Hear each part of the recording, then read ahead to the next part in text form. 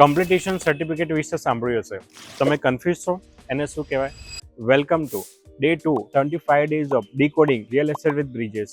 આજે ફટાફટ જાણી લઈએ કમ્પ્લીટેશન સર્ટિફિકેટ વિશે.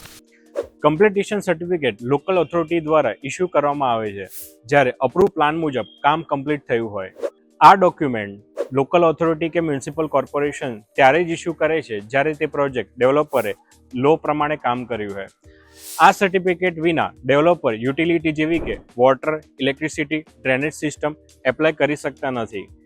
ચાલો જાણીએ આ ડોક્યુમેન્ટમાં શું ઇન્ક્લુડિંગ થાય છે. આ ડોક્યુમેન્ટમાં detail of project like name of developer, height of building, material use in the project. ક્યારે તમે કમ્પ્લીટેશન સર્ટિફિકેટ વિશે પૂછી શકો છો? જ્યારે ready to move property buy કરવાનો પ્લાન કરી રહ્યા હોય ત્યારે આ સર્ટિફિકેટ હોવું જરૂરી છે. Do follow for more video. Share this video with friend and family. Stay tune for next video. Follow 75 days decoding real estate with bridges. Thank you.